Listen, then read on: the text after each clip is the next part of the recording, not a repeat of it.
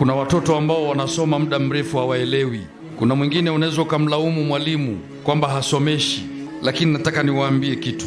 Watoto wasioelewa kwa haraka kusoma kuna sababu nyingi. Moja miongoni mwa sababu, yawezekana mtoto ndivyo alivyozaliwa, ubongo wake ni mzito wa kupokea. Lakini sababu nyingine inatokana na mlezi wake au mzazi wake. Yawezekana mtoto hali kwa wakati, akili yake na fikra zake zote zinawaza atakula saa ngapi, hawezi kusoma huyu.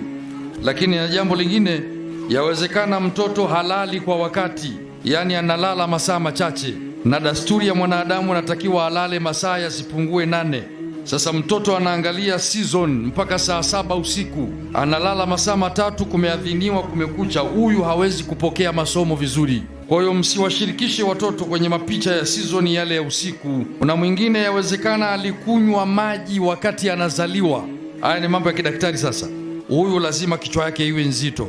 Sasa tunatibuji, nataka niwaelekezeni. Kila mmoja akafanye nyumbani kwake kwa mwanaye. Unayemwona mtoto hasikii, kila anavyosomeshwa haelewi, nitatoa njia moja au 2 au 3 bure, iwe ni sadaka hii, thawabu zimfikie baba yangu na mama yangu.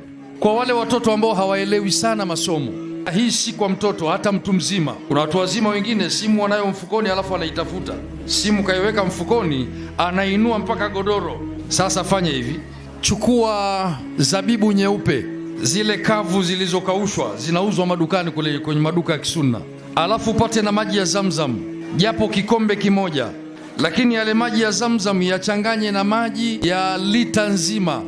Yasomee surati al-Fatiha mara 7. Kama uwezi, njoo kwa mwalimu atakusomea. Sasa yule mtoto kila siku anakula zabibu 7 asubuhi kabla ya kula chochote, kisha anakunywa na maji ujazo wa kikombe cha kahawa. Fanya hivyo mpaka ile lita inakwisha ya maji, na zabibu zake amekula za kutosha kila siku. Alafu muangalie kichwa yake, kama haelewi tafuta mwalimu amsomee ruqya, atakuwa na matatizo ya kishetani.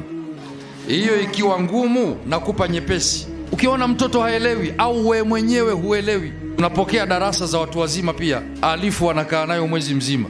Chukua mbegu za boga, maboga twayajua, sio mamung'unya, maboga. Chukua mbegu zile za boga zilizokaushwa, zikaange kidogo, alafu twanga ule unga wake ule, korogea kwenye uji au kwenye maji ya moto kila siku asubuhi kabla hujala chochote. Wewe ambaye kichwa ni ngumu au unasahau kiasi kwamba mpaka watoto wako majina yanakuchanganya, na uliwapa wewe mwenyewe majina.